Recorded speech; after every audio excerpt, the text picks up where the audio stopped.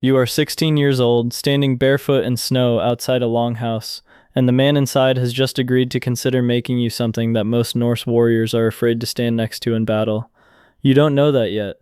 You just know you're cold, and that you're not leaving until he comes out.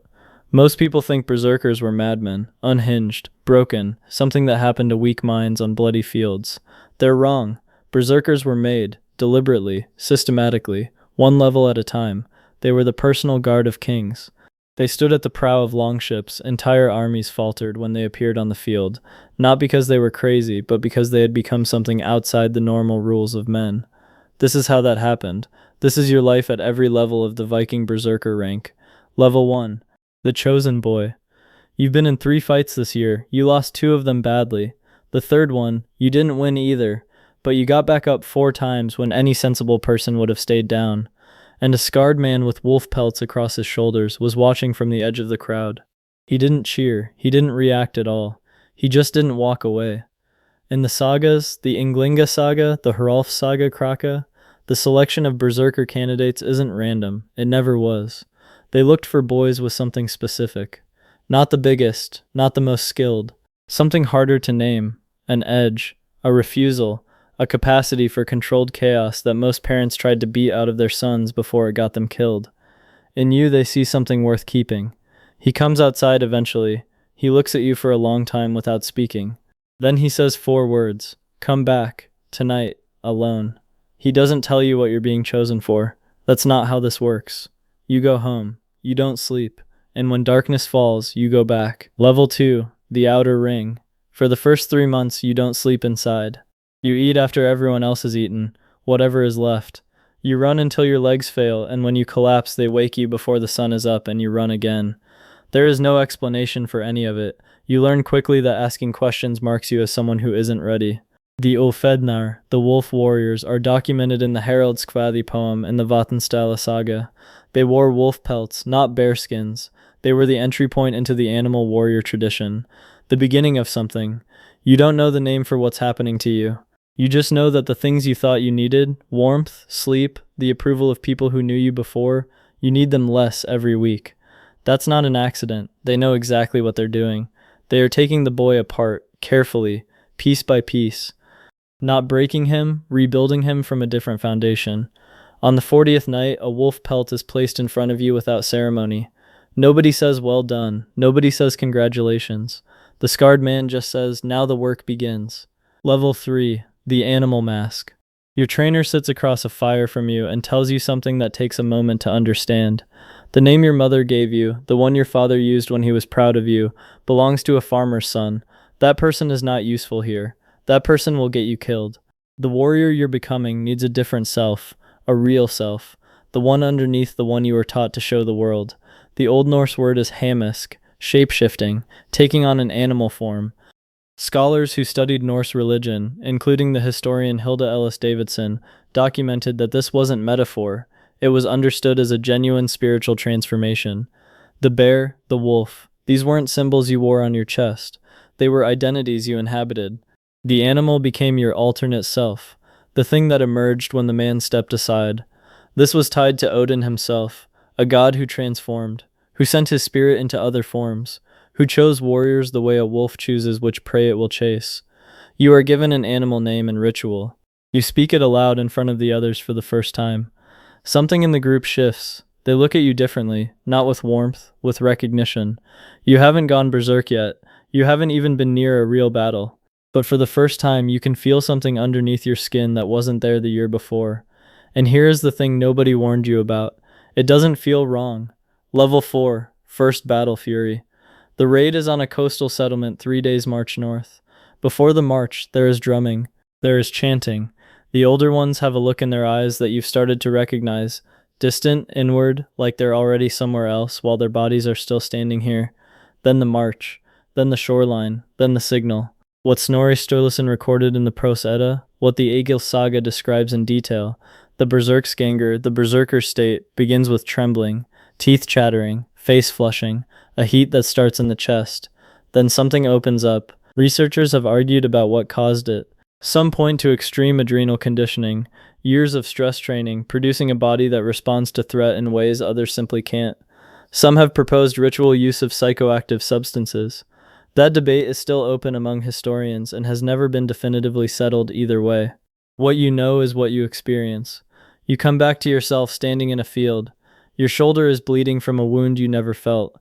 Your hands are shaking. You are breathing like you sprinted for a mile and you don't remember running. The men around you are not offering help. They are giving you space.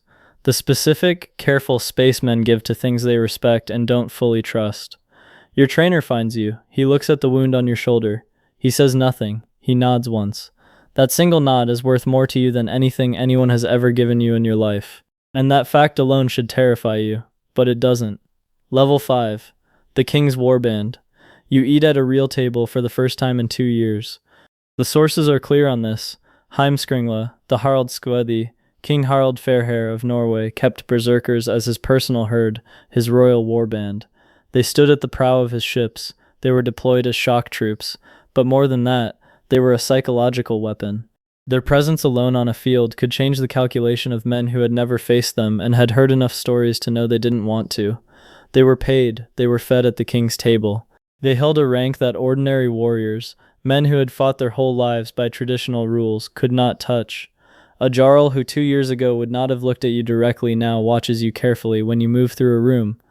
You sit in the king's hall, and you understand what you traded to be here. Your name, your sleep, the version of yourself that your family knew. Some softness you can't locate anymore, that you're not sure you miss as much as you probably should. The king doesn't use your birth name. He never will again. He calls you by your animal name, in front of his court, in front of the Jarls and the advisors and the men who have spent decades earning the right to stand in this hall. And when he says it, the room goes quiet. Level 6. The Uncontrollable. It happens in the mead hall, on an ordinary night. A man bumps your cup, spills your drink, and laughs. Something ignites before you choose it. When 3 men pull you back, there is blood on your hands that isn't yours, and a silence in the hall that doesn't lift. The king's advisor is not looking at you with fear. Fear you could work with. He's looking at you with cold, precise calculation, like a man adjusting a figure in a ledger. The Egils saga, the Vatnsdæla saga, the Grettis saga, all of them document the same problem. Berserkers in peacetime, the rage that had no off-switch, the alliances strained, the civilians threatened, the assets that became liabilities. By the 11th century, several Scandinavian law codes, under King Olaf II of Norway, explicitly criminalized the berserker state. Berserksgangr became a punishable offense. Exile, death. They had built something too dangerous to keep inside a society that was trying to become something more than warfare. Tonight they don't punish you. You are still too useful. But you see it in the king's eyes, a new kind of attention. The kind a man gives a tool he's deciding how to use before it breaks something he can't replace. The thing that made you valuable is the same thing that will end you. The trap has been closing since level 2. You're only now seeing the walls. Level 7. The weapon pointed outward. Your new orders don't come from the king. They come from a man whose name you are told not to repeat in any hall, in any company. He speaks quietly. He doesn't look at you like a warrior. He looks at you like a problem he's solving. The historical record is clear on what happened to berserkers as Norse societies grew more complex. They were no longer kept at court. They were deployed, used for specific purposes. Some sagas reference Nýþingsverk, dishonorable work, the kind of errand that couldn't have a name attached to it, the kind no warrior with a reputation to maintain would accept. Your target is not an army. You stand at the tree line at dawn and you understand fully, for the first time since level 1, exactly what you are. Not a warrior, not a guard, not even a weapon in the way a sword is a weapon. A sword has no conscience to override. You were given enough conditioning to make that override easy. You make a choice that will never appear in any saga. No skald will sing it, no stone will mark it. The man who sent you will not remember your name in a year. You were made into a weapon, and weapons don't get to decide what they're pointed at. That was the deal. You just didn't read it clearly when you accepted. Level 8, the Outlawed.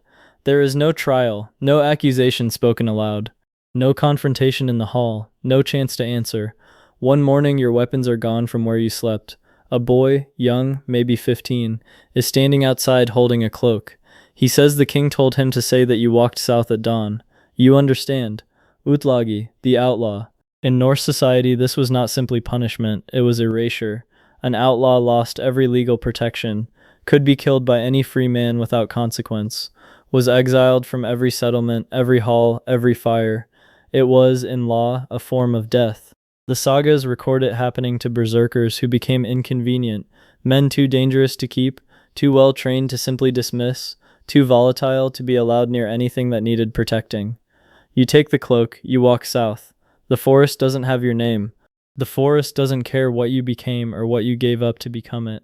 You are the most dangerous thing alive in these trees. Every skill is intact, every instinct is sharp, and you are completely, permanently alone, because you were built for a world that only needed you until it didn't.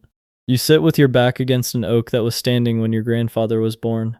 You think about the boy you were, barefoot in the snow, waiting, willing to trade anything for the nod of a scarred man who saw something worth keeping. You think about what you traded, your name, your warmth, the soft version of yourself that might have had a family, a hall, a life measured in something other than what you were used for.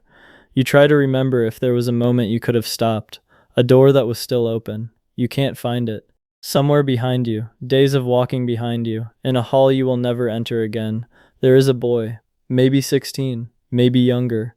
He has been in 3 fights this year. He lost most of them, but he got back up. And a scarred man with wolf pelts on his shoulders is watching him from the edge of the crowd, not walking away,